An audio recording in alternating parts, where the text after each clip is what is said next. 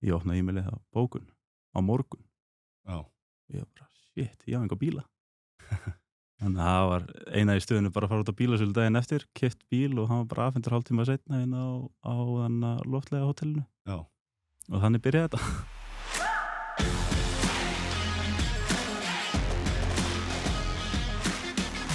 Jón Óli Ómarsson, einn af stofnendum og eigandi Go-Car Rental, velkomin í þáttinn. Takk fyrir.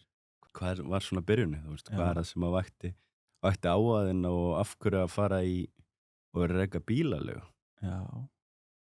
Ég rauninni vissi að, þú veist, ég hef alltaf haft mikinn áhuga bara á viðskiptum og þannig að mikið, þú veist, í den þegar maður var lítill þá fékk ég litla bróða með mér í lið og vorum að skera niður badmintonflugur og fórum á milli húsa til að selja, til að fjármagna að ég geti keppt með tölvu. Þannig að maður svona Já. komið business í hugan svona nokkuð snemma.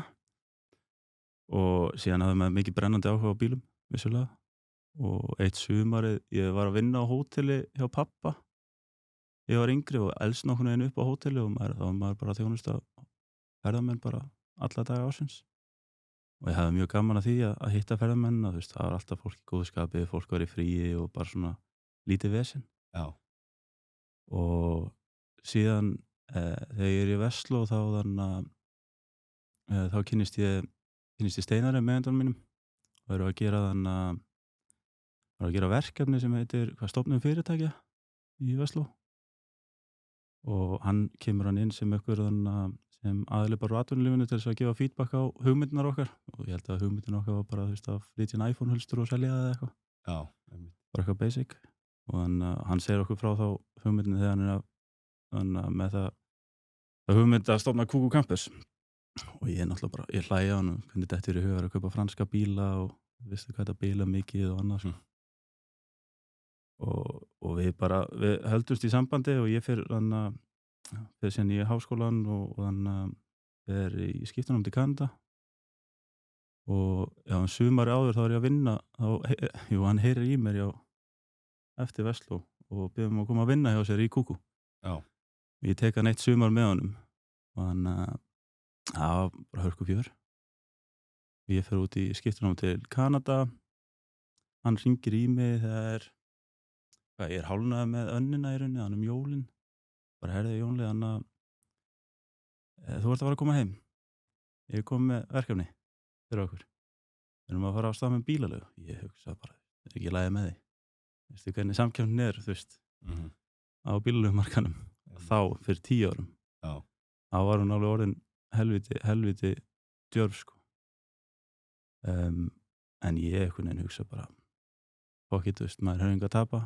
Veist, þannig var maður einhvern veginn að finna sér, þú veist, og gast vera að vinna með bíla sem er mikið hobby hjá mér. Já. Og vera í business á sama tíma. Þannig er þetta árið, þetta er sem sagt 2014? Já, þetta er 2013 sem hann heyrir í mér og síðan kem ég heim jólin og við förum bara á staðan í janúar, febrúar. Já. Með þetta, setjumst niður á enska barinn og erum að plotta þar eitthvað svona, einhverja hugmyndir, skrifa niður nöfn og setja niður eitthvað markmið, hvað við ætlum að vera eftir 5 ár og síðan fer þetta bara af stað og ég held áfram, af því ég fór ekki alveg nóg all in frá byrjun, ég held áfram í háskólanum með þessu. Já. Og var einhvern veginn ég var í háskólanum þegar fyrsta bókunum fyrir sumari kom eitthvað, ég bara eitthvað en síðan einhvern veginn með páskan og það var í mat hjá mömmu páskasundagur og þá fekk maður notification í síman og það var ennþá með kveikt á notificationi. Ég opna e-mailið þá, bókun á morgun. Já. Ég bara, shit, ég á enga bíla. Þannig að það var eina í stöðunni bara að fara út á bílasölu daginn eftir, keypt bíl og hann var bara afhentur hálftíma seinna inn á loftlega hótelinu. Já. Og þannig byrjaði þetta. Það var svoleiðis bara? Já. Ok. Þannig að þetta var í rauninni, þú veist, við fyrir náttúrulega ekki á stað með rauninni neitt á milli handana þannig séð. Það er bara reynt að bóka eitthvað fram í tíman og hafa fyrir kannski innborgun á bílinn og reykja þetta með bara með sem minnstu kostnaði. Já. Maður er deildum húsnæði þá bara með Kúku Kampers og maður var þarna í einhverju lítilli kompu og var að nota mat sem túristanir hefur skilið eftir í húsbílunum til þess að bara fá sér núðlur og eitthvað og reyna bara, náttúrulega vildi eiginlega ekkert borga sér laun Nei, heldur. bara keyra þetta stað bara eitt skref í einu. Já, algjörlega.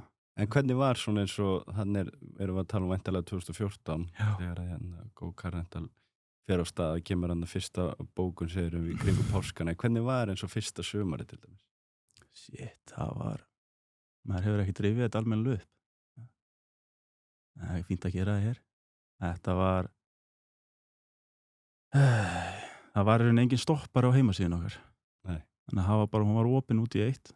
Já. Og með ekkert fleet availability eða eitthvað þannig og þú veist, og gast bara bóka bíl sem inn á heimasíðunni þó hann var ekki til. Já, ok. Þannig að maður var svona einhvern veginn að reyna að stýra því og ég einhvern veginn var að reyna að fikra mig áfram hvernig ég gat forrita inn og var eitthvað að taka milli afhendinga á kvöldin að reyna að læra að forrita og reyna sjálfur að setja upp síðuna og Já. vildi bara ekki setja neitt kostnað í þetta Nei. og það fóru, veist, það var alltaf til smá peningur sem voru komin í bókunum og fór maður bara að keypti næsta bíl og Já. og þannig að var síðan bara hittandi túristana upp á flugvelli og þannig að afhenda bílana og síðan var annar bíl að skila bara eitthvað mann á langtímastæðinu og maður fór með hann og þreif hann og ryksa hann þar og síðan laði maður sér í 2 tíma bara á bílastæðinu upp á flugvelli og beðið eftir að hann fóru síðan út og Já. keyrandi á milli og voru þarna með aðstöð í Hafnarfirðinum og við fórum upp í held í 20 bíla fyrsta sumarið og bara one man show. Það var bara einn maður. Já. Það var bara þú. Og þú veist, vissulega hafði, þú veist, fórum við líka á staðana með Go Campers á sama tíma og við náðum svona aðeins að geta heldust stótt í hendur og höfum haldist í hendur alla daga síðan ég og Benni sem er Go Campers. Já. Og hann hafði einhverja reynslu bílaugunni og ég hafði hann 1 sumar og húsbílaugunni árið undan og við gátum svona aðeins skipst á kunnáttu og með punkta og já, þetta var svakalegt og við vorum í rauninni bara báðir, náðum aðeins að hjálpa stað. Já. Og ég held að hann fór líka upp í einhverja 24 bíla, húsbíla það á sumarið, sko. Hvenær kemur það svo inn að þú nærðir að stjórna sko frambóðinni á heimasíðinni? Það lítur að vera eftir sumarið hana, sko. Já, þú bara þurft að gera það? Já, það var ekkert annað hægt. En hvernig voru það auglýs ykkur? Hvernig voru viðskiptin að finna ykkur? Þetta var náttúrulega í þessum geira, þú veist ekki mikið að fá bara svona sömu viðskiptavinn aftur þetta er mikið af fólki sem er að koma í fyrsta sinn og mögulega kemur ekkert aftur. Þannig að það skiptir náttúrulega svakalega máli náttúrulega bara umsagnar nummer 1, 2 og 3. Já. Og þú veist, það voru þannig að ég náttúrulega laði mig allan fram í að veita bara framúrskarandi þjónustu og láta fólk bara gefa mig review og TripAdvisor, þá var það almálið, sko. Já. Og þannig að enn þann dag í dag er fólk að koma upp og bara, hei, já, ert þú Johnny? Ég hef búin að lesa mikið um þig. Já, hæ. Og þannig að, já, og síðan var þetta náttúrulega bara Google auglýsingar og, þú veist, á þeim tíma var mann náttúrulega bara með markmiði síðan að reyna að koma heima síðan og valja í leitavélabestuðin og annað og Já. Og þannig var þetta dálítið. Og var að keppa á okkur þú veist, maður reyna að koma, við fórum inn á einhverjar endursölu síður. Já. Og þannig að það hjálpaði vissulega. Já, þetta verður svolítið mikið að vera á fulli afhendingunum að sjá bílana og að markasetja og að selja. Já, og þrífa bílana og laga bílana og Já, það varst bara í öllu. Já, við vorum ég gat nota aðstöðuna hjá Kúkuðana og þú veist, eina nóttina fór ég að skipta vél í bíl sem það hefði drukknað. Já. Ég fekk félaga mig með í það og þú veist, maður var að púlandi greiða hægri vinstri og það, þú veist, þetta var bara endalaust. Hvernig bíla varstu með til að byrja með? Fyrsti bíli sem ég kaupi er Toyota Aygo og hugmyndin var alltaf að vera bara með sjálfskiptabíla og einblína bara á Amerikanna eða eitthvað og sem breytist það svo sem, en það sem eru þetta Aygoar og Ford Escapear þá á svo mikið af þessum bílum eftir hrunið, það var mikið keypt fyrir hrun og gast fengið þetta á þokkalan pening. Já. Sem svona þótti allt í lagi en þessi bílar á þeim tíma þetta var ekki með stöðuleikavörn þannig að þetta fór af malbyggi og á möl og þá bara valt þetta Já, einmitt. og þannig að þetta var bara að kaupa gamla bíla og það fylgir viðhald og vesen. Þú varst ekkit að spá í rauninni þannig að þessu tímapunkti endursölu eða eitthvað svoleiðis, bara að fá bíla svo þú getur leikt þetta út. Já, það var bara það sko. Og síðan, var þetta alltaf bilandi og maður var ringjandi, kom símtalið meðanótt, eitthvað kunni að keyra og datt hjólu undan bílnum kannski. Já, það var alveg svoleiðis. Já, og þá þurfti ég að ringja á næsta bóndabæ og vekja bóndan og einhvern veginn að ná að semja við hann að fara í mission fyrir mig. Já. Og einhvern veginn að sannfæra um það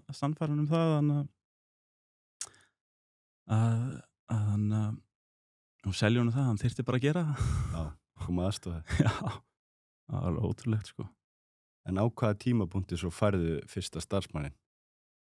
Nei, það þannig bara við tókum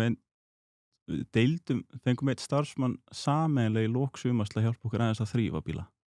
Já. En síðan bara fljótlega upp á veturinn og sá maður fram á það að það þyrfti náttúrulega bæta eitthvað við. Ég þurfti eitthvað að hjálp og það fekk góða með mér og við vissulega gátum síðan aðeins nýtt kannski að fengi hjálp og aðstoð frá Kúku á þeim tíma með starfsfólk þar. Já. Þetta var en svona, framan af þetta hafi ekki verið næsta sumar og við kannski orðin 3-4. Já. Og kannski eitthvað stað þar og komið þá í 50-60 bíla. Þú varst ennþá með sömu bílana eftir fyrsta sumarið, þú helst þeim bara alveg út. Já. Bara keyrt áfram. Og var alveg nóg að gera um veturinn líka?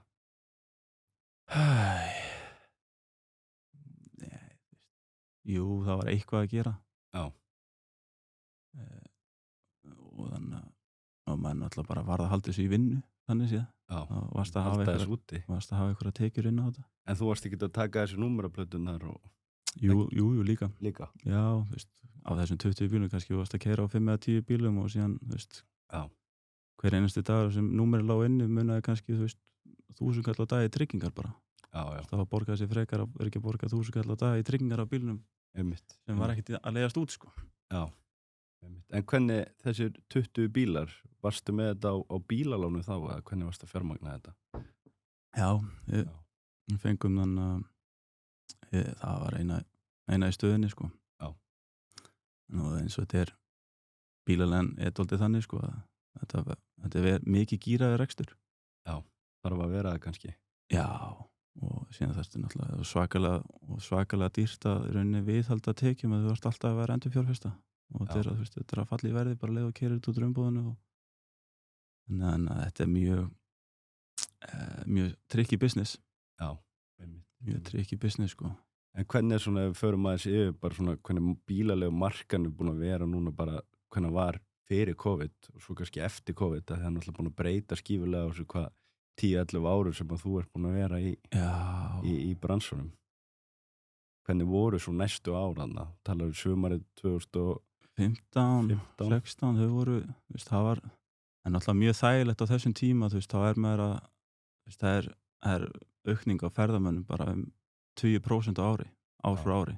Já, markaðan að vaksa svo svakalega hratt. Já, það býr þá kannski til pláss fyrir nýja aðeila komin á markaðinn. Já. Og það maður faktisk ekki að taka neitt af samkjörni, þetta er bara aukning á ferðamönnum sem að koma hann til landsins. Já.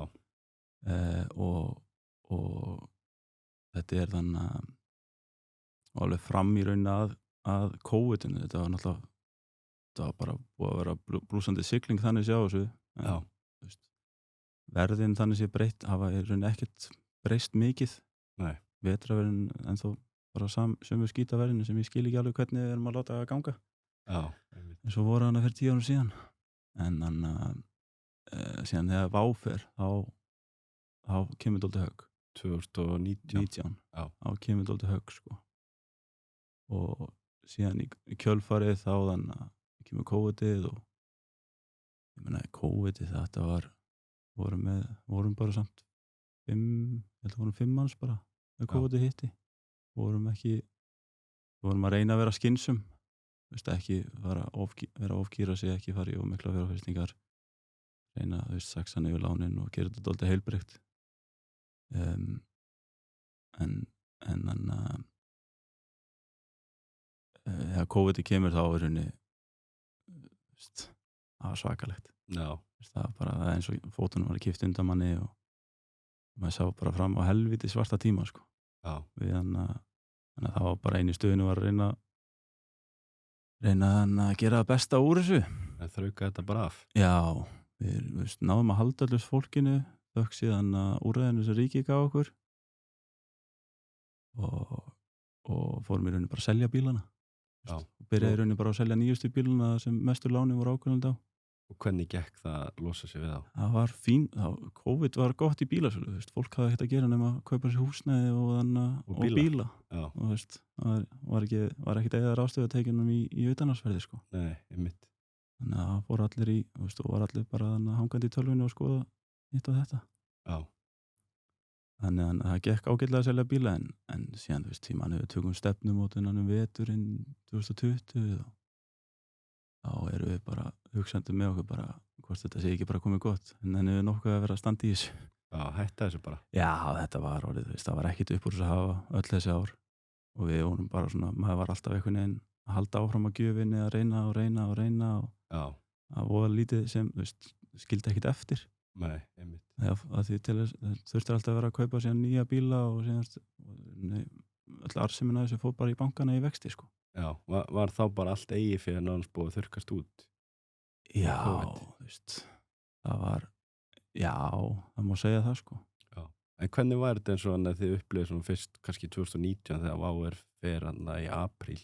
Já. Hvað voruð þið með marga bíla á þeim tímapunkti? Hvað ætlaði að vera margir? Kannski 120 cirka. Já. Það var þannig að vissulega, voru við heppnir hvað það var við vorum ekki orðnir mjög stórir. Nei. Við gátum verið dálítið versatile í því að bregðast fljótt við og skjótt við. Það er tiltölulega það segir sig sjálft, það er auðveldara að fara að selja kannski einhverja 100 bíla heldur en að þurfa að fara að selja 2000 bíla. Já.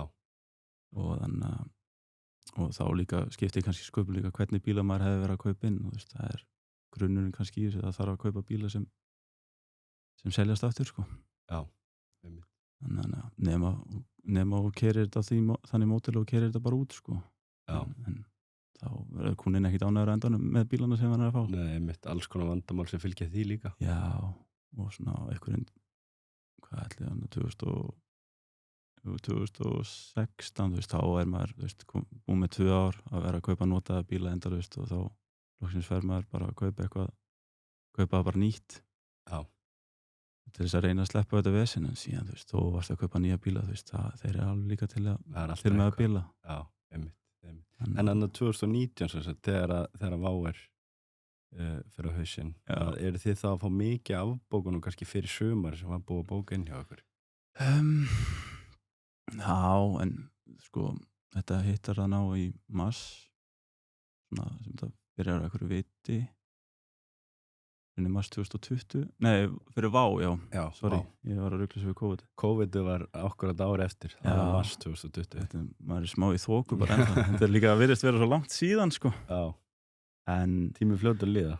VAR, það var ekki beint afbókanir mikið, sko. Nei. En það hæðist á bókunum.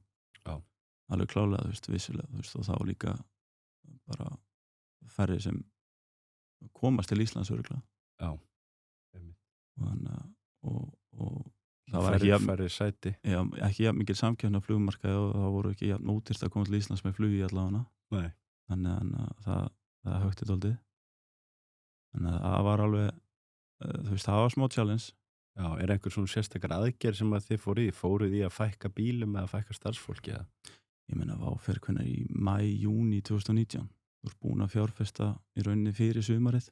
Já, og með gera öll plön. Já, við erum eina aðgerð sem við getum farið í til þess að reyna að koma sér vinnu er líklega bara að lækka verð, sko.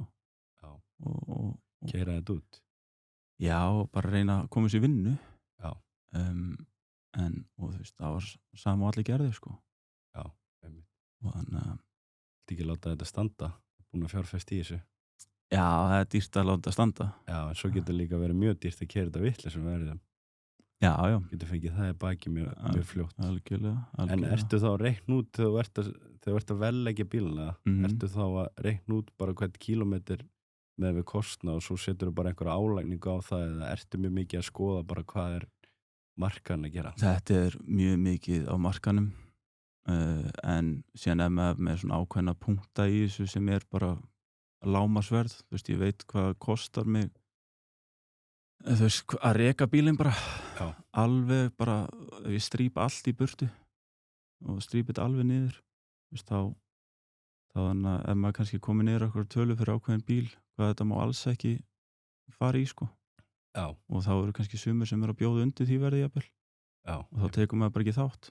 Svo fara þeir bara á hausinn en eru kannski búin að eyðileggja markaðinn fyrir öllum hinum. Það er dálítið þannig. Já. Það er dálítið þannig, sko. Þannig að eins og við séum undanfarin ár eftir, í COVID-inu og eftir það, sko. Já, hvernig var eins og samkeppni svona fyrir COVID? Ég get ímyndað mér að hún hafi kannski verið töluvert meira þegar flesti kannski þessir aðilar sem að, eins og þú segir, sem eru að selja sko bílana eða leiða út á verðum sem gangi ekki upp hafi þá væntanlega bara farið á hausinn. Í COVID-inu þá? Já. Já. Ég náttúrulega, hvað skal ég segja, þú veist, meðan að 100 bílar flota þá, þú veist, þá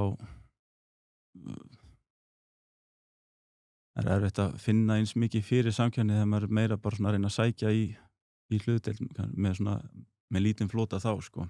Já.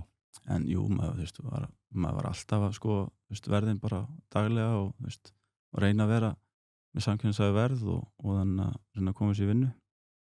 En á sama tíma, þú veist, þá voru aðilar að undirbjóða markaðinn þvílíkt og þannig að og bara eiginlega fyrir öðrum, sko.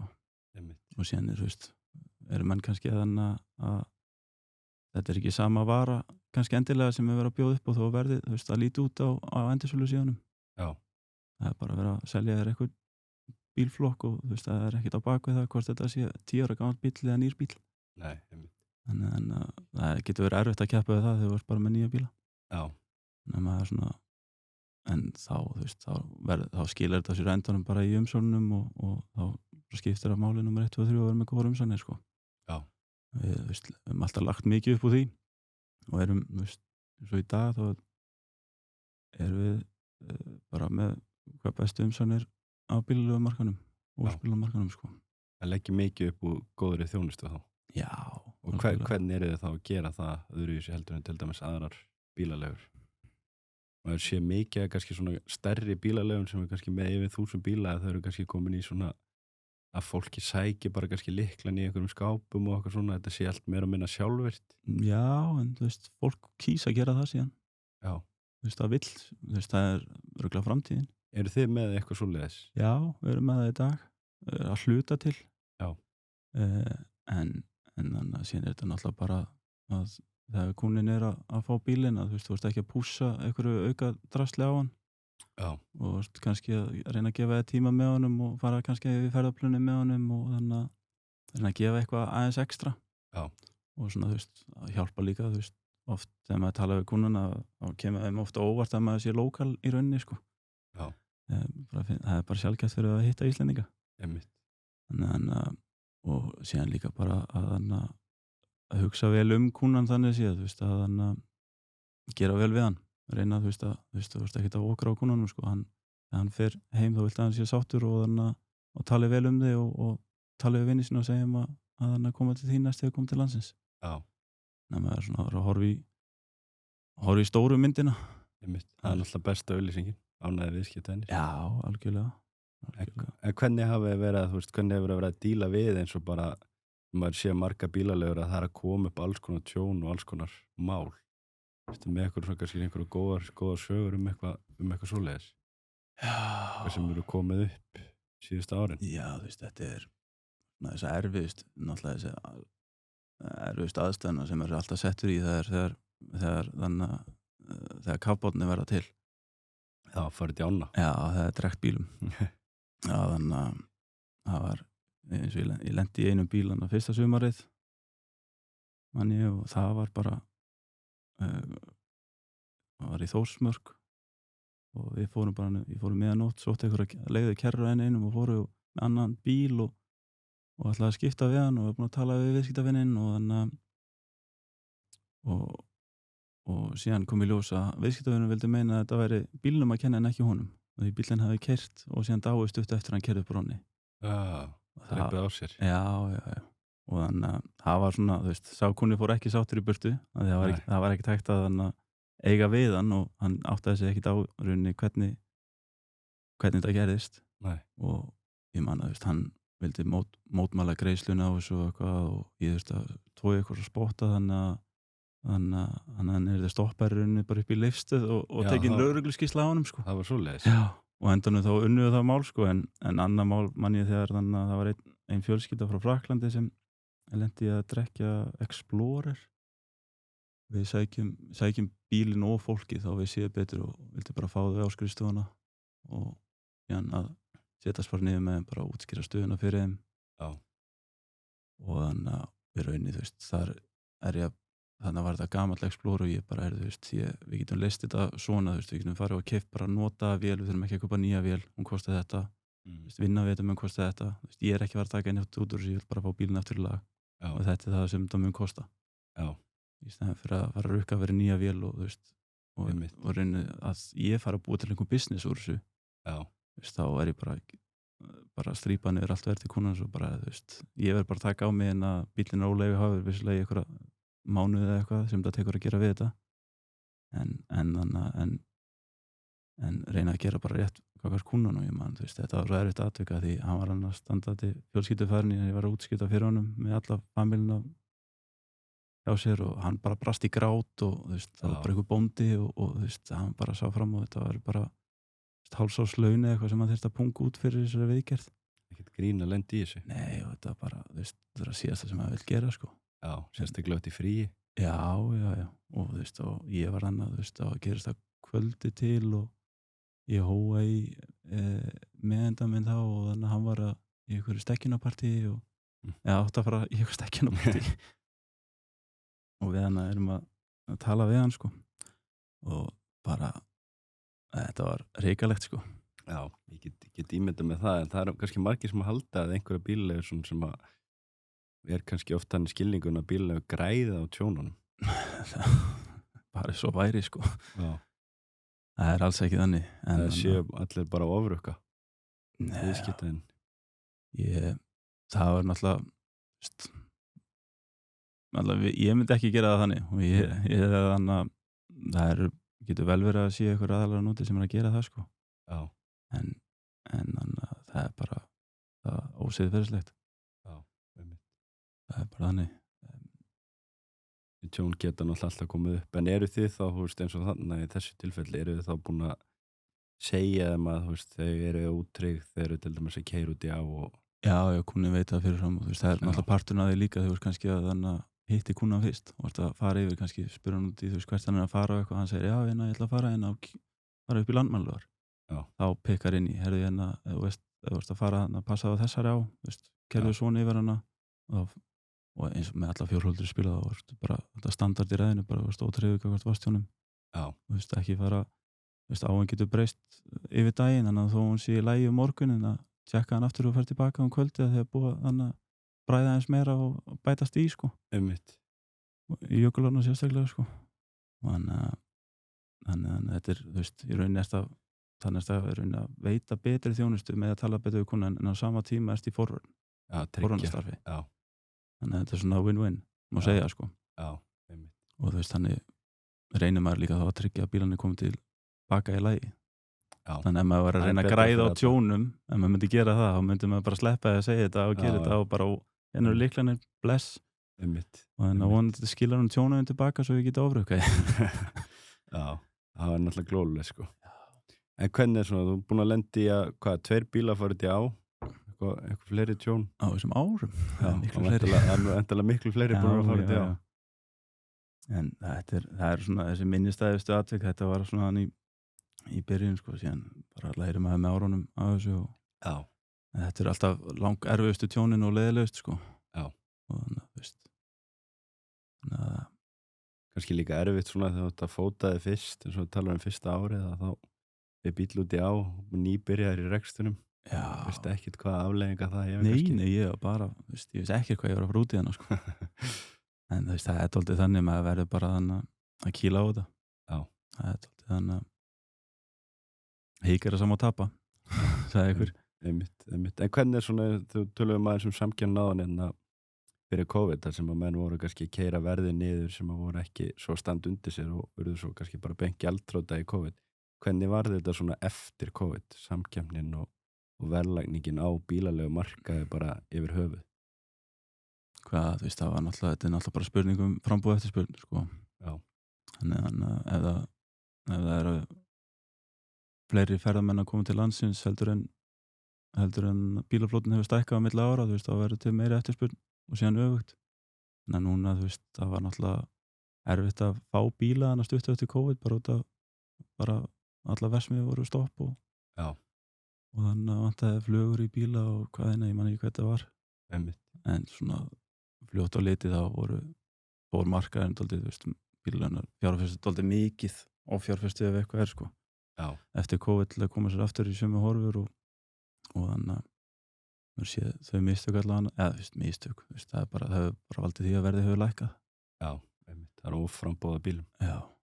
En gerðu þið þau mistök? Voru þið að stækka og hratt beint eftir COVID?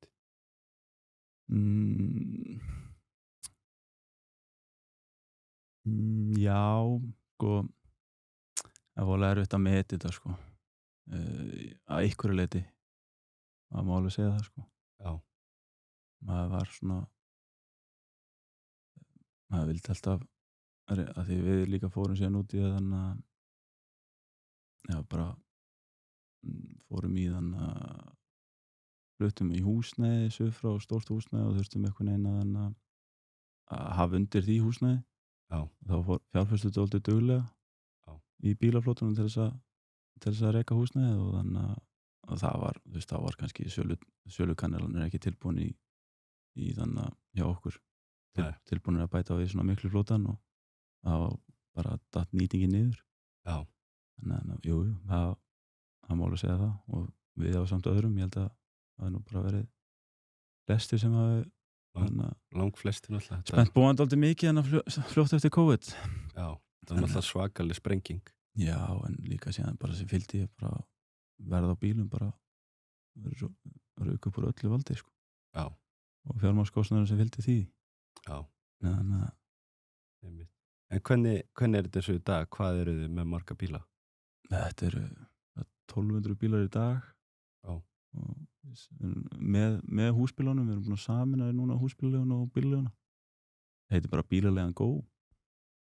Já. Og þannig að, og já. Þeir eru bara búin að einfalda þetta í staðin fyrir Go Car Rental og Go Campers. Í rauninni eru vörumerkin ennþá náttúrulega lifandi og þú veist. Já.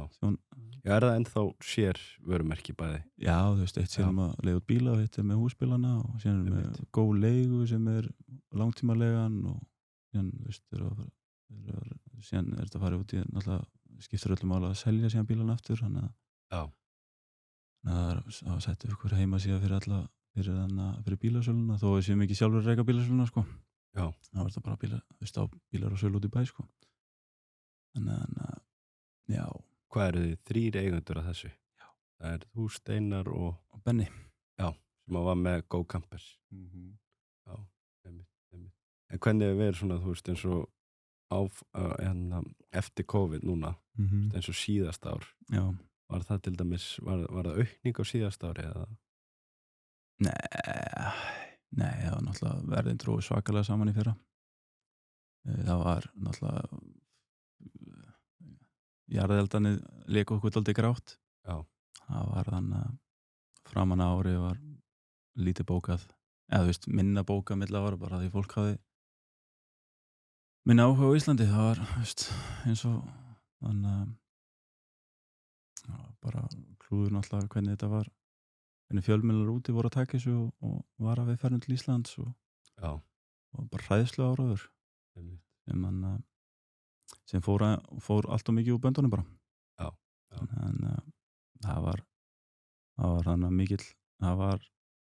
að mikil barningur síðasta vor. Samhliða því náttúrulega datt Ísland kannski svolítið úr tísku og við glemdum að vera að markaðsetta eða Íslandsstofa. Já, það má ekki gleyma því að það er þá sér komin á hvern stað að það var að viðhalda því líka, sko. Já, einmitt. En með þess að 1200 bíla í dag, hvað svona stæðsta rekstrarárið hjá ykkur tekjulega séð? Það samt árið í fyrra, en þú veist að því það að því þá vorum búin að sameina Það voru félögin. búin saman á. Já, þannig að það svona, ég hef nú ekki tekið það saman, þú veist að árinu undan hafi verið stærri saminað, sko. En ég rekna nú með að alltaf hafi ekki verið stærst í fyrra. Hvað erum við að tala í tölum? Ég eftir að sjá áslendingin. Já. Það bara komið ljós. Það bara komið ljós. Já, ég að býða eftir að bókarinn klára það. Það væntanlega ágætis upp að fyrst 1200 bíla. Það einhvern veginn að koma þessu út. Já, vonandi, en þú veist, þetta ekki bara spurning söluna að það að skilja eftir sig. Vonandi eitthvað. Já. En eins og maður segir, þó þetta sé allir þessi bílar, þá þannig að þetta verðin heldur betur að söffur alltaf að koma sér í vinnu, sko. Já. En þú talar hann í byrjun að þú varst sem sagt í háskólum samhliða því að þegar þú varst að byrja með bílleguna fyrst sjálfur. Já. Kláraðir háskólan? Nei. Þú kláraðir ekki háskólan. En nýttir eitthvað sem þú lærðir úr háskólanáminu í reksturinn? Já, eða þú veist. Ég veit að þú veist, þegar maður að setja sig inn í, þú veist, ég var í viðskiptafræðinni og þar maður að lesa, þú veist, case studies og þú veist, gera alls konar verkefni, snýra, þú veist, það kemur mörgum málum hvort það væri markaðssetningu eða þannig að rekstrarfræðinni eða þjóðafræðinni með þess að, þú veist, þú veist, það hefur pottið eitthvað að skila sér í undirmeðvitundina, þó maður sé ekki beint að tengja hann á milli. Nei. Og ég mani mitt síðast árið að maður reyna að jökla þessu báðu og þannig að og það var alltaf 4-faldur tími á föstudagsmorgni klukkan 8 í siðfræði. Já. Siðfræði. Viðskipta siðfræði. Ég kláraði, sko. Og ég fjall á því að því það var mætingaskylda. Já. Þannig að við höfum alltaf gert grínaði eftir að þeir stofnuðu með bílalegu aðalega sem fjalli viðskipta siðfræði. Já, það nokkuð gott. En ég heldur nú að kenna einhvern veginn það að vera með mætingaskyldu í þessa tíma. Já, annars að náðu þessu. Það hefur ekki þurft að vera á staðnum. Já, ég segi svona, þú veist, þetta náttúrulega bara misjafn hvernig menn túlka hlutina oft, sko. Já, en hvernig, þú veist, þegar þú ert að reka bílalegu og þetta svona geirið þar sem menn eru mikið leverage-sæðir eða eru að nýta sér mikið lánsfjármagn, að hefur þá verið að setja mikið af svona áætlunum, ekstra áætlunum öðru í Excel, reikna út? Já, við gerum það á hverju ári. Hverju einasta ári? Og það eru bara verið að gera það bara frá byrjun? Já, það alltaf sett niður plan, bara með allir áætlun, bara niður í dekkjakostnað á bíl, sko. Já. Bifreiðagjöldin verið þennan bíl og það olíuskipti og bara bifreiðagjöld, já, bara allt saman. Já, við reiknum þetta bara alveg. Já, og síðan bara reynt að fylgja því. Já. Eftir bestu getu og síðan maður þá líka áætla verðin inn á móti og maður reyna að skila einhverju áætlun sem svona raunhæf, bæði að ná áætlun en líka þannig hún lítið þokkal út gagvart þannig að náttúrulega þeim sem fjármagn okkur. Já. Og það iðulega text og við höldum alltaf á hverju ári eða þannig að ef áætlun næst þá gerum okkur alltaf góðan dag og fögnum því. Já. Þetta náttúrulega bara þarf að vita hvert þú ert að stefna og getur ekki bara farið á stað og haft ekkert plan, sko. Einmitt. Og við erum alltaf með 5 ára plan líka sem við endurnýjum á hverju ári og það alltaf áhugavert þegar maður árlega að gera þess áætlanir að fara yfir gömul 5 ára plön og sjá hvað maður stendur í dag kannski og sumt næsta undan áætlun og annað eftir og þannig að það þarf aðeins að horfa fram á veginn. Já, og þetta kannski svoleiðis brannsemitt eins og við talum að þegar þú ert með svona mikið lánsfjármagn þá kemst í rauninni ekki hjá því að gera almennilegar áætlanir þegar annars bara siglur þessi í strand, sko. Það veist ekki hvað þetta gera tölulega sig að því að bara eins og þeir fyrirtæki eigendur sem ég verið að tala við mjög mikið og sérstaklega svona yngri, mjög margir eru ekki að gera neina áætlanir.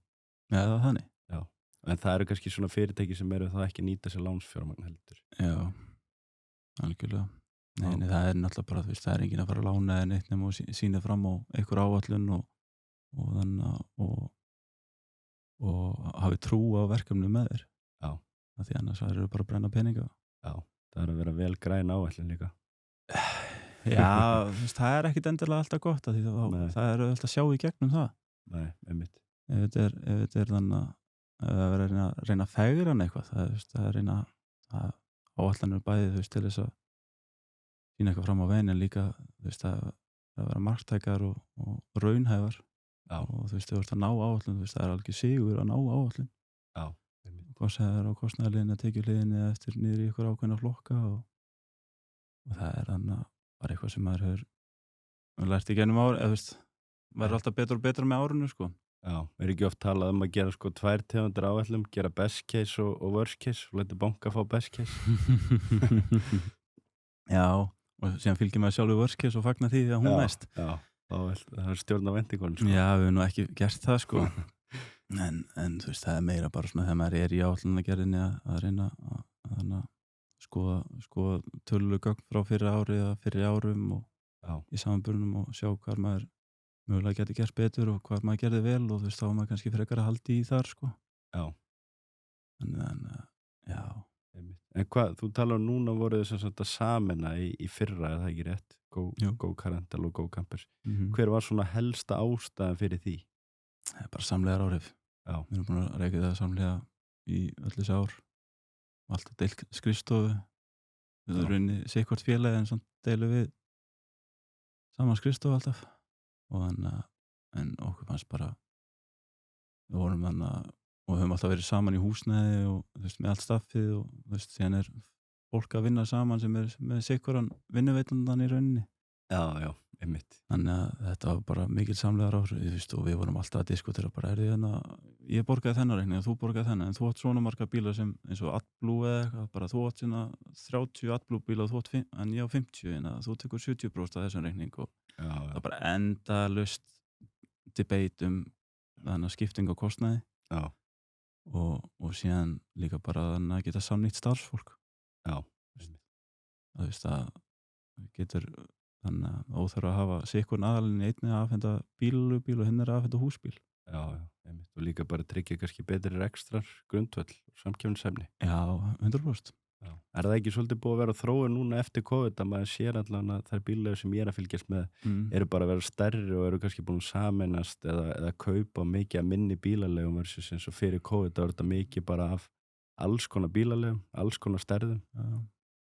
Og allir einhvern veginn bara reka sitt í sínu horni.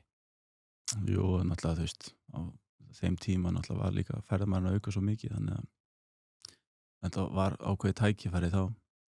Já. En í dag, þú veist, ferðamæðurinn er ekki að aukast mikið ár frá ári. Bílarinn er miklu, miklu dýrari heldur en þau voru og verðin eru sömu, þú veist, þetta og verður bara að vera þú veist, verður að reka þetta virkilega vel til þess að þetta er að ganga, sko. Já. Þannig að jú, það er samtíðafum búin að eiga sér stað vissulega og líka bara og ég held líka bara þú veist þessir aðalega sem hafa verið að fara á stað á svipuðum tíma, bara reynsla líka sem kemur í þetta og síðan er bara tækninýjungar og annað sem menn er að reyna að nýta sér að því að sjá það allir að þetta er bara óheilbrigti frambúðar eða þú fer ekki að nýta kannski tæknina í þessu. Já. Þú veist, þegar launakostnaðurinn er að hækka svo svakalega fjármagnskostnaðurinn hækkandi menn leiguverðið helst það sama. Já. Ég skil ekki hvernig menn voru ekki sko milljarðamæringarina fyrir 10 árum síðan þegar voru í einhverju tölu sko með bílaflota og hvernig þetta var þá. Einmitt. En hvernig en það var náttúrulega kannski oft verið kannski svona smá mýta og kannski ástæðan okkur að voru í rauninni bara allir og frendið þeirra með bílalega en okkur fyrir COVID er að það held allir að myndi fara að græða svo mikið á þessu sko. Það var svo auðvelt. Já, algjörlega. Þú veist, það er náttúrulega hægt að setja náttúrulega þú setur kannski upp eitthvað svona reikningsdæmi í huganum í Excel. Já, í Excel fljótt á litið, þá ertu bara að horfa kannski á tekjurnar og gera ráð fyrir minimum kostnaði. Já, fljótur og ríkur í Excel. Já, og þegar raunin síðan er að það er svo svakalega mikið af ósýnilegum kostnaði á bakvið þetta. Já. Þú kannski reikna með, ég næ 80% nýting á alla bíla alltaf.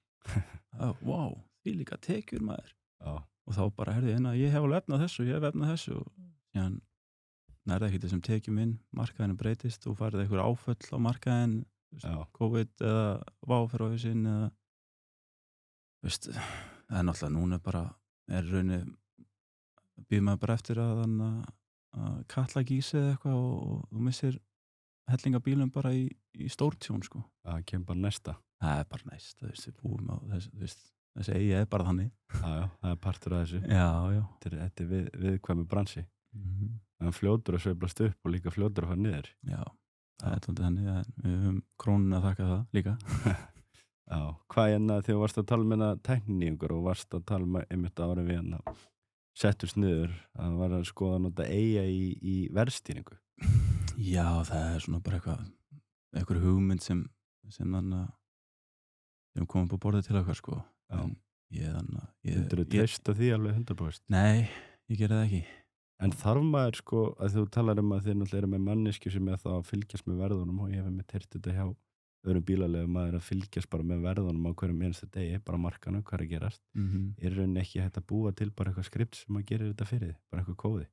Já, og síðan að nota allir þá er alltaf næsti að lækka og keyrir bara niður verðið á endanum sko. Já, en þú væntanlega getur sett bara einhver sásaukamörk sko. Jú, það lítur að vera. Eitthvað golf. Ég hef ekki kynnt mér þetta nógu vel sko. Nei. En hvernig hafið þið eins og bara, þú veist, talandi svona tækninýjungu, þið náttúrulega eru með gífurlega flotta heimasíðu og myndi segja bara ef ekki bestu heimasíðun að það kemur að bílalegum. Já, takk fyrir það. Hvernig var svona ferli við að þróa það? Það var mjög skemmtilegt sko.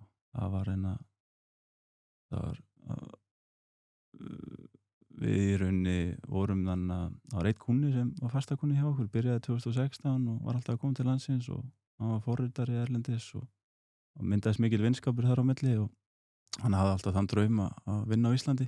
Já. Og helst eigna sumarhús hérna. Já. Og eitt leiðir á öðru síðan og endanum þá fæði hann bara í vinnu með mér til að smíða nýja heimasíðu. Já. Og hann fer bara all in og fær 2 forritara með sér í lið og vippar þessu upp bara hann á einu vetri. Og það gekk bara vonum framar, má segja sko. Og það er aldrei staðan að gera eitthvað aðeins öðruvísi, þú veist, það er oft svo þannig að svipað allt. Já. En maður svona að reyna að gera svona eitthvað eftir svona í einum höfði, þú veist, vissulega ekki að reyna að finna upp hjólið, margt gott sem er í gangi en kannski eitthvað annað sem maður myndi vilja sjá. Já, bara gera það betra en hinnir. Já, þú veist, og síðan er það bara mismunandi hvernig það virkar á fólk sko. Já. Á viðskiptavininn. Sem viðskiptavininn er seinna einu mótil og öðru og hvenær settu þessa nýju heimasíðu í lofti? Það er 7. mars 23. Já, 23. Já. Held að þetta tekur og alltaf með nýjar heimasíður, þetta er alltaf smá risk. Já. Að því að tekur tíma fyrir hann að Google að hann að indexa þær og já, kynnast henni og ég held að fyrstu 3 mánuðina var hann bara niðurleið í SEO sko. Það var svoleiðis. Það var hann að fór að taka eitthvað. Varst þú byrjað að svitna eitthvað? Já. Ég var hann helviti stressaður en á sama tíma hafði ég bara mikla trú á þessu. Já. Og viss það að á endanum væri þetta gott til lengri tíma. Þannig að maður þurfti bara að standa það á sér. Einmitt. En svo með margar ákvarðanir sem maður oft tekur að þetta er ekkit alltaf gott frá byrjun sko. Nei, einmitt. Það er margoft sem það kemur fyrir sko. En sem sagt þið voru einn vetur að hanna og forrita þessa heimasíðu? Já, bara til þess að reyna rumpin af sem í flýti þannig séð sko. Því okkur fannst þetta liggja á þessu þannig að þetta er mikilvægt að vera með sterka heimasíðu í þessu. Og síðan í rauninni eftir að hún kom í loftið, þá fór í rauninni öll bakendavinnan í gang og það tók bara heilt ár síðan sko. Já, bakendavinnan klára bakendavinnan almennilega sko. Já. Þetta er gocarental.is. Er þetta líka nú GoCampers? Er þetta sama? Nei, GoCampers er ennþá í gamla viðmótunum. Já. En við reiknum með að fá uppfæra það líka. Uppfæra það bara núna í næsta mánuði. En hvernig eins og tala bakendan? Eru þið ekki að nota bara eitthvað tilbúið kerfi að eru með smíðað frá grunni? Þið smíðið frá grunni? Já. Það er alltaf þess að hafa fullkomna stjórnaði. Já, það var ekkert kerfi sem voru nógu sátti með? Nei. Það var bara smíðað frá grunni og þannig að það sé hægt að dýra öllu og þú veist, Google er alltaf að lesa sama í öllum þessum grunnum og þú veist, það er þannig að ef maður já. Ég held að Já, ég veit ekki á hverju við gerðum það þannig sko. Nei, þetta Já, hefur væntanlega bara- verið gífurleg fjárfesting. Já, Það verið eins og verið bara að kaupa nokkra bíla. já, það má alveg segja það. Já, En maður hefði trú á þessu hafði trú á þessu og þetta þannig að vera að virka vel í dag. já, einmitt. Þú hefur alltaf verið svolítið kannski svona framalega þannig að leita að einhverjum tækninýjungum. Ég náttúrulega mann eftir við varst þannig 14-15 þá voruð þið að skoða að bæta kerfið ykkar. Já, smíða nýtt bílaukerfi. Að smíða nýtt bílaukerfi. Já, algjörlega. Það fór eins og það fór. Já. En þú veist, þetta maður er alltaf að leita að einhverjum nýjungum og reyna að gera hlutin öðruvísi sko. Gera það betur og einfaldar reksturinn. Já, það er raunin það sko. Já. Og þannig að, þú veist, reyna að sjá hvar maður getur gert betur. Já. Og þú veist, og þannig að þegar eitt er afstæðið þá er bara næsta verkefni sko. Já, það er bara svo leys. Það er doldið þannig. Já. Og þú veist, annars væri maður bara staðnaður í þessu, maður væri ekki alltaf að leita betri hlutin til að betrumbæta sko. Alltaf næsti hóll. Já. En hvað hefur svona verið stæðsta áskorun í reksturum að vera með bílalegu? Alltaf kannski fyrir utan ef við tökum COVID og vá sem við erum búin að tala ágætlega um. Já. Hvað er svona mesti áskorun við það að halda bílalegun í gangi á hverjum degi?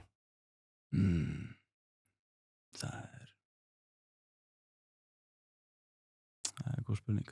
Það er væntanlega svolítið lifandi markaður sem að verðin eru alltaf að fara upp og niður og frambóð eftirspurn breytist hratt. Algjörlega sko, þú veist, það þarf ekki annað en bara, þú veist, ef þannig bara netið myndi þetta út, þá væri bara, það væri enga bókanir að skila sér inn og eins og bara með flest allar rekstur í dag, þetta gerist allt á netinu alltaf sko.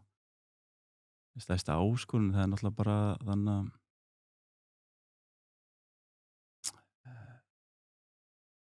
ég veit ekki hvað myndi pinpoint þetta. Nei. Þetta er svo mikið áskorunum og þú veist, þetta er svo margir hattar sem eru með og þannig mikið sem þarf að einblína á sko. Já. Það er bara nummer 1, 2 og 3 að reyna að gera þetta vel og að heilum hug sko. Það er já, en það verður alltaf meira og meira áskorunum með árunum bara þú veist, þetta er, þú veist, það er mikið samkeppni og eins og ég segi, þú veist, það er laun fara hækkandi ár frá ári. Já, allur kostnaður og bílarnir verður bara dýrari og þú veist þetta er mest að skila sig bara í fjármögnunarkostnað til bankana. Já. Ég sagt að undanfarið í núverandi vaxtaumhverfi að maður er bara að reka þetta fyrir bankan sko. Já, einmitt. En það er þannig að maður horfir alltaf bara fram á við náttúrulega og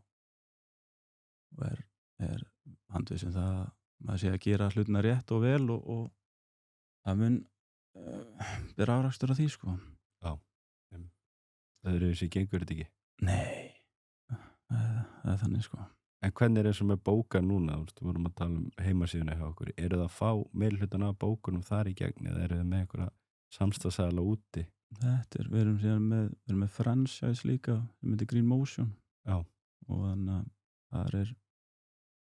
það er hluti að tekjum, við erum bara, þetta er svona dálítið eins og við erum með í sjóðstýringu sko, með nokkra körfur sem þú veist að sækja tekinar úr. Já. Þannig að þetta er svona vítt og dreif bara. Já. Þannig að En þeir eru væntanlega að reyna að auka alltaf jaft og þétt að fá viðskiptana bara beint til eitthvað millilega laust. Já, en það er líka bara, það er svakalega kostnaðar samt náttúrulega síðan að halda uppi náttúrulega markastarfinu og heimasíðun og annað náttúrulega til að keppa við hinnar risana sem eru á markanum. Já, einmitt. Já, en þetta væri ákjósalegast að fá þetta bara allt beint inn. Já. Þetta er hegi sko. Þetta er náttúrulega einhver markaðu hvað á Íslandi sem er hvað mesta samkeppnin á. Já, þú veist. Já, 100% mjög mikil samkeppni. Já. Nýta því ekki, eins og ég segi, þú veist, það er ástæði fyrir að ég hætti ekki strax í skólanum þegar við fórum í þessa vegferð því ég hafði svona takmarka trú á þessu að fara inn í þessa samkeppni sko. Já, meira sem þá, 2014. Já, mér fannst það svakalega áskorun þá sko. Já. Ég horfði bara fram með við erum aldrei að fara að komast hérna á fyrsta síðu á Google. Já.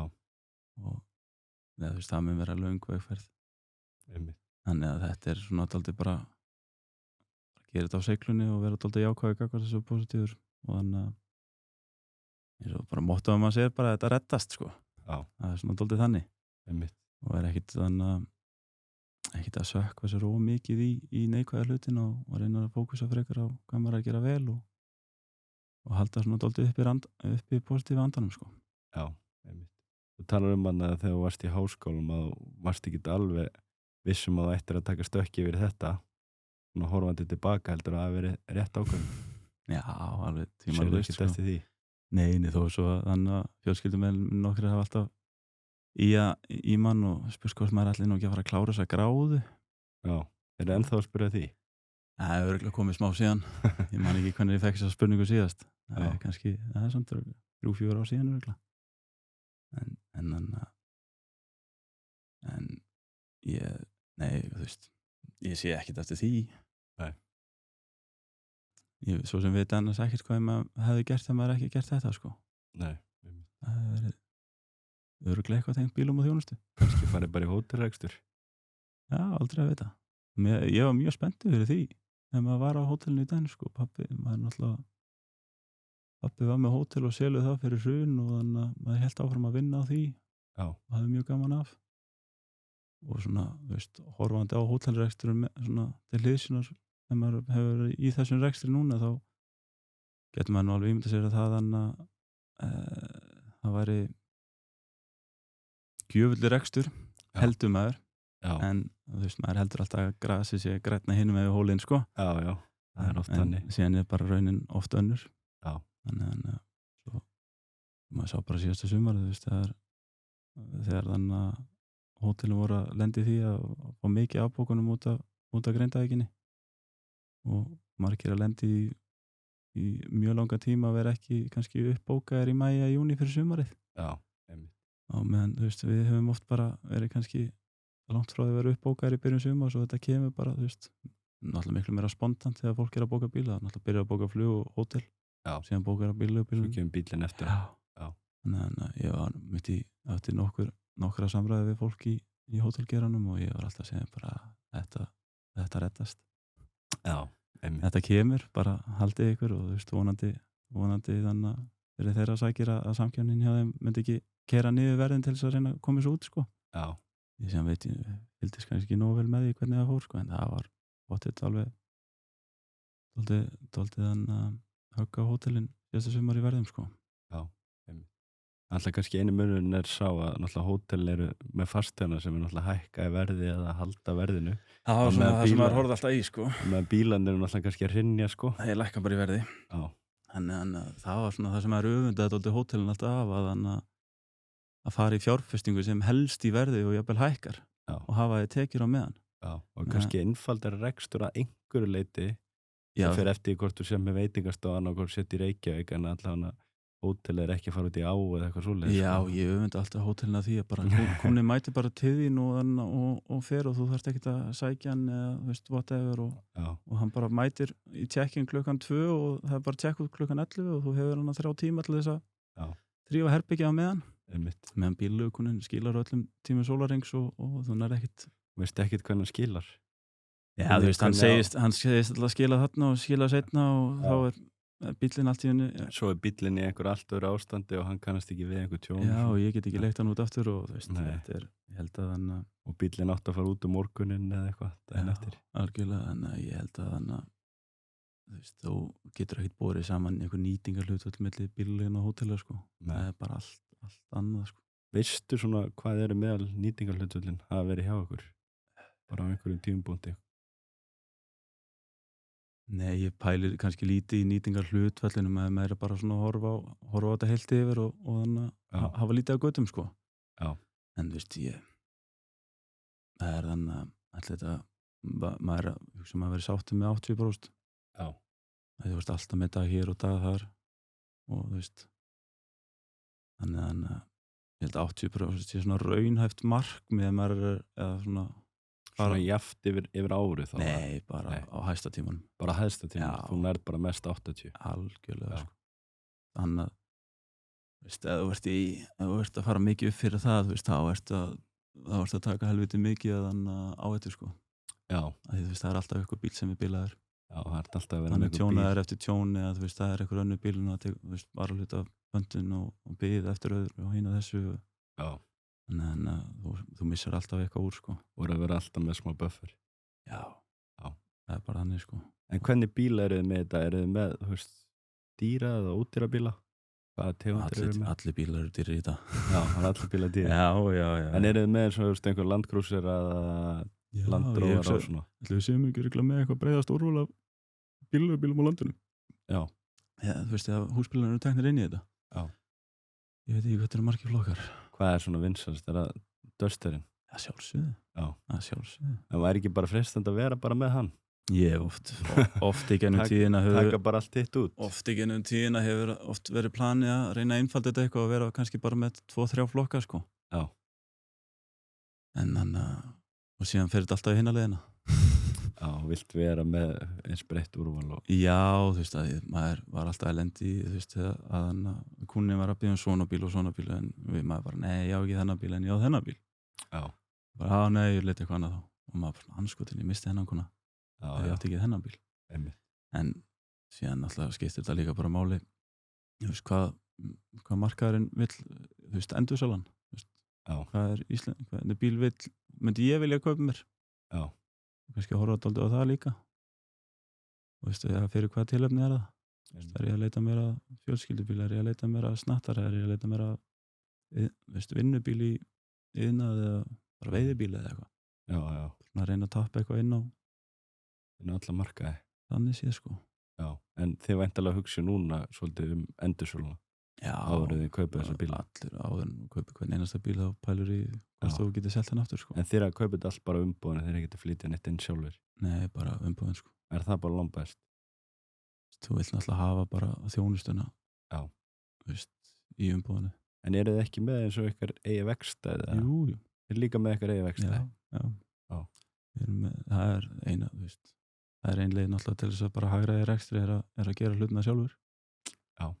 Þið er alltaf komið með ákveðið magn. Já, algjörlega. Þannig að við erum alltaf að reyna að gera meira og meira sjálfur. Og mér svo daginn fóru út í það að starfstöðin okkar í bænum, við erum opið þar fyrir þannig að bara við erum með smurstöð opnað fyrir fólk út í bæ, sko. Já, það er svoleiðis. Já, við erum í Skógarhliðinni og gamla bensinstöðin þar. Já. Og þannig að fengum það húsnæði og leigu að því okkur vantaði þannig að starfstöð í bænum. Og það var reyna að vita að það hefur alltaf verið smurstöðan að reyna að vita að halda áfram að bjóða upp á smur fyrir þannig almenning. Já. Og lenti nú í því. Síðan stutt eftir að tókum við í nótkunn og þannig að starfsmaður hringdi í mig og sagði mér að mamma minn hefur komið bíli sinni í smurðan og hafði ekki vitað að við varum að reka þetta. Já, það er svolítið. Þannig að það var helviti skemmtilegt, sko. Já. Já, náttúrulega mikið sem fylgir svo þetta er ekki bara að leigja út bílana og selja og fá bókannar. Þetta er að viðhalda þessu líka. Já, það verður að vera, þú veist, það er svo mikilvægt að því ef þú veist ekki sjálfur að gera við bílana, þú veist, þá þarfst að bíða eftir, þú veist, að herja bílinn í þjónustu, bíða og þannig að þú vilt bara geta haft stjórn á því, þú veist, hvernig bílana þjónustu er. Þú veist, passa upp á að vera vissum að það sé gerst almennilega líka. Þú veist, ekki að segja að þú veist, vegstæði út í bæ sé að gera illa, þess að heldur, en það er bara meira upp á að geta fengið. Það er líka með svo mikið magna bílum, mikið verðmæti. Já, og verður náttúrulega bara að hafa aðgengi að bara nauðsynum sem fylgir rekstrinum, sko. Já. Hvað eru þið með marga starfsmenn í þetta? Þetta sé ekki svona 70 manns á yfir HN-una. Já. Eitthvað stað þar, sko. Allan að ég held að ég sett 70 í áallin. Já, það er slatti. Já, það er svakalega mikið. Þannig að þetta er náttúrulega og við náttúrulega gætum ekkert hvað skal segja, þetta er náttúrulega byggist allt upp á starfsfólkinu. Já. Og bara vera með gott fólk í vinnu. Náðan að vera með sama fólki lengi og bara þetta hafa tóldi gaman að þessu, sko. Já. Þannig að gera vel við alla. Það er dýrt að þurfa að skiptum starfsfólk og ráða nýtt inn. Já, það líka bara, það bara myndast bara góð sambönd með þessu fólki og fólk er að standa sig vel, það var þetta bara gaman að vera, þú veist, saman á sömu vegferð og ná árangri, sko. Já, einmitt. Það er aldrei þannig. Hvað er einhvern sem kannski að hlusta á þetta viðtal núna og er að velta fyrir sér að stofna bílaleigu? Myndirðu ráðleggja að stofna bílaleigu og ef svo er, hvar ætti þeir þá að byrja? Þú veist, ef ég væri í dag, það sem ég var fyrir 12 árum síðan, hefði maður fór á stað með þetta, þá er ég ekkert viss að ég hefði tekið stökkið, sko. Nei, þú væri bara akkurat eins og árferðið er núna. Já. Já. En síðan bara menn hafa sínu náttúrulega ástæði fyrir því. Já. Ég held að það er svona fljótt á litið þannig að það er örugglega til arðbærari rekstur að fara út í heldur en að fara út í bílaleigu, sko. Já. Ég held það. En þú veist, það kom á, þú veist, ég held árið eftir COVID þá opnaðist eitthvað sumarið, það var vissulega gott ár. Það var mikil eftirspurn á skömmum tíma og meðan við leigunum vorum búin að selja allt frá okkur, þannig að það voru frábær verð í eitt sumar. Já. Og þú veist, það er svona one-off, þú veist, það kemur kannski 10-15 ára fresti, það er eina skipti sem ég hef upplifað frá byrjun, sko. Já. En það er dálítið, þú veist, þá er það, hvað skal ég segja, ekki það að þetta sé einhver hryllingur, þetta er bara, þetta er, þú veist, eins og allur rekstur er. Já. Þetta er samkeppni og þannig að þetta er náttúrulega, maður myndi bara óska þess að veri þannig að það myndi vera meira ávinningur að því að taka skrefið og áhættuna að vera í að stofna fyrirtæki í það. Já, verið rekstri. Já, þetta er þannig að bara náttúrulega gífurlega miklir bara skattar sem fylgir þessu öllu saman, sko. Já. Og þú veist, bílurinn náttúrulega er í hæsta skattþrepinu. Og þannig að Þú náttúrulega sá eins og rafbílavæðingu á bílaleigu flotun svo að það einhvern veginn tekið tilbaka svo var það ekki árið eftir. jú, hvernig var þetta? Fóruð þið eitthvað í rafbílana? Það var einhverju nokkri bílar. Já. En ekkert að neinu viti, sko. Nei. Því það bara, við töldum ekki innviðin að vera klári í það. Já. Og síðan kannski ef innviðin eru klári í það núna, það er bara eitt punktur í þessu, því viðskiptavinur þarf líka að vera klári í þetta. Já. Og þeir viðskiptavinur sem við höfum allan að fengi að leiða rafbíl hjá okkur, þeir þannig að eiga allir rafbíl heima, sko. Já. Þannig að maður er ekki vanur að keyra rafbíl, þá varst ekki að fara að ferðast eitthvað erlendis og fara að taka rafbíl á leigu Nei, ef þú veist ekki hvernig það virkar. einmitt. Og svo, þú veist, Auka flækjustig, sko. já, þetta er það, sko. Þó að sé voðalega örugglega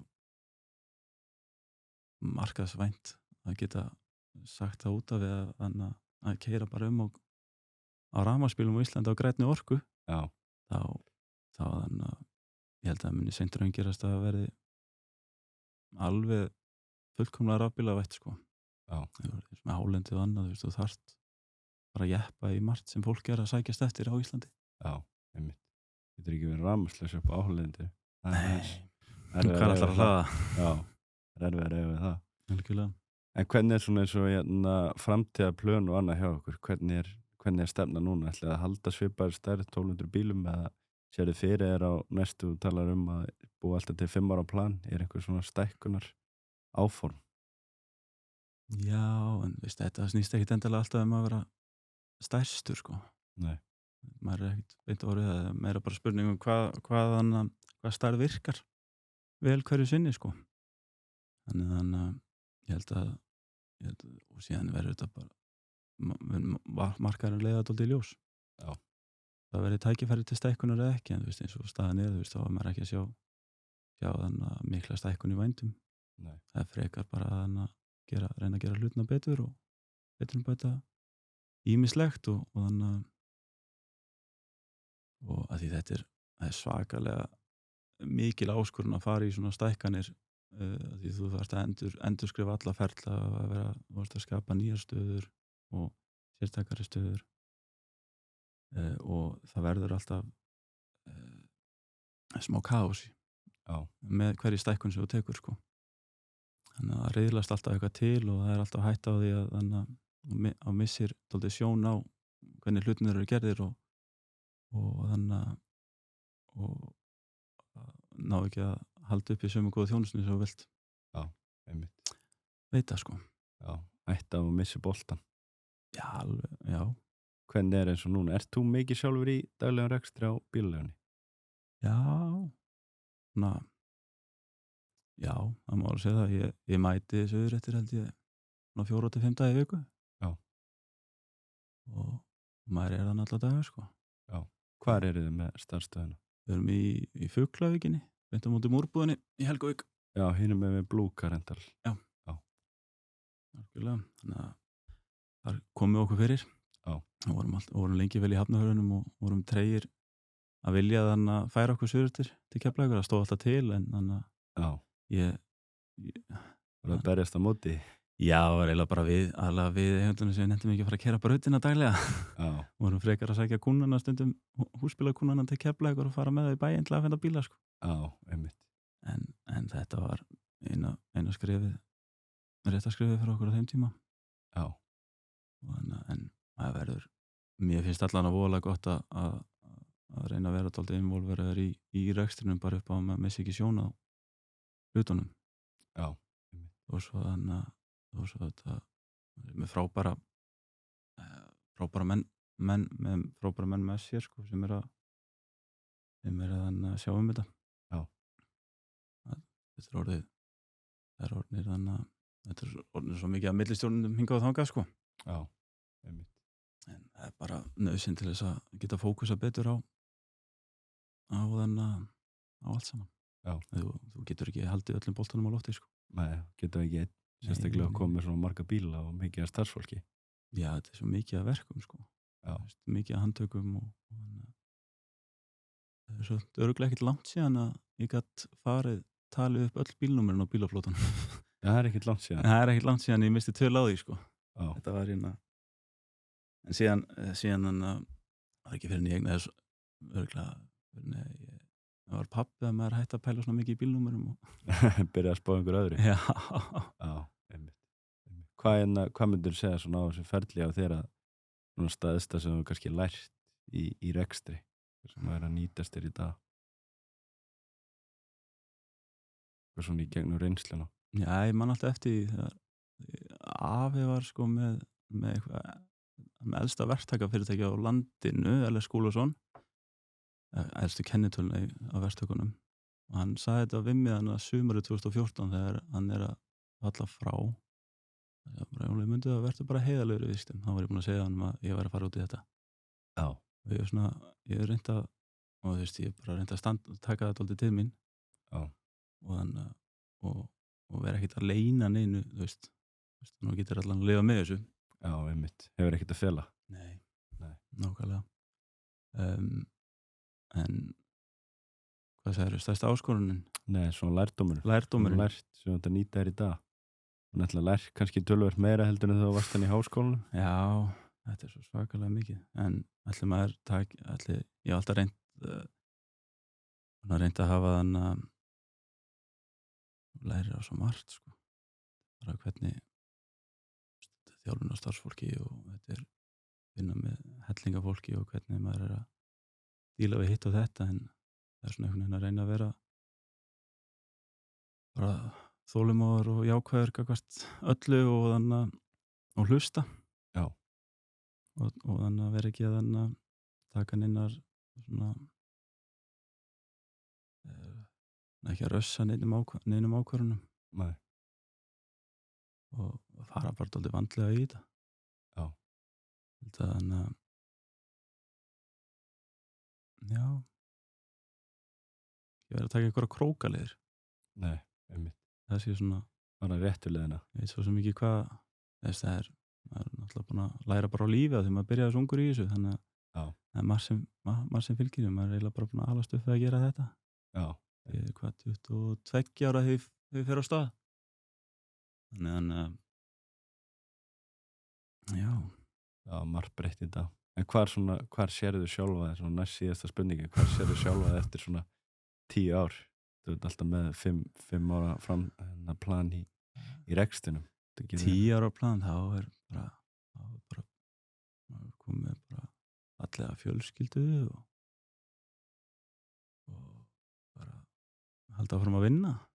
Já, heldur að vera ennþá með bíllega í 10 ár? Hvort sem það verið bílulegan eða eitthvað annað, maður er svona algjör vinnualki líka, maður hefur gaman að því sem maður er að gera, þá vill maður ekkert hætta. Já. Hvort sem það verið bílulegan eða eitthvað annað, þannig að ég verði ekki bara að skemmta mér eftir 10 ár. Já. Bæði í vinnu og lífi. Já, einmitt. Það mjög gott svar. Já. En einn svona spurning að lokum, hvernig sérðu fyrir eins og bara framtíð ferðaþjónustu á Íslandi? Hvernig finnst þið þróun hafa verið síðustu ára? Náttúrulega alltaf rosalega mikið talað sko farþega fjölda og alltaf verið að reyna að fá aukningu af ferðamönnum. Já, það er náttúrulega, við erum að vanda dálítið til verka þar í, þú veist, svo oft búið að koma fram held ég og kollegum mínum í þannig greinin að þannig að vera ekki að laða að ódýra ferðamannin sko. Nei. En á sama skapið, þú veist, þá eru Ísland alltaf dýrar og núna í dag þá er bara mér að Noregur sé dálítið að sækja vel á okkur sko. Já. En framtíðin er björt. Já. Ég segja það allavega annars væri maður ekki í þessu. Nei. Ég hef trú á þessu og þannig að, en ég held að það verði nú ekki, ég held að það verði vissulega meiri samkeppni og það verður ekki mikil fjölgun á ferðamönnum. Það verður aukningur í gistrýmum og annað, en ég held að líka muni bara að verði betri þjónusta. Já, ná jafnvægi. Já, ná jafnvægi og svona, þetta er búið að koma svo ört til okkar, þessi ferðamaður. Já. Við erum svona ennþá held ég að læra dálítið inn á hann. Já. Og hvernig við þannig viljum koma fram við hann.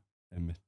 Þannig að við erum að reyna að gera bara hlutina betur og halda því áfram og halda áfram góð orðspori á landinu sko. Já. Það sé þannig mjög mikilvægt. Það er lykilatriði. Þetta er bara mjög góð lokaorð. Bara takk fyrir að gefa þér tíma og koma í spjallið. Já, takk fyrir mig. Ánægilegt að fá þig. Já, takk fyrir. Takk fyrir að hlusta á þennan þátt af Íslenska draumnum. Sjáðu til þess að þú missir ekki af næstu þáttum og farið inn á íslenskidraumurinn.is og skráðu á póstlistan hjá okkur. Við sendum tilkynningu leið og næsti þáttur fer í loftið.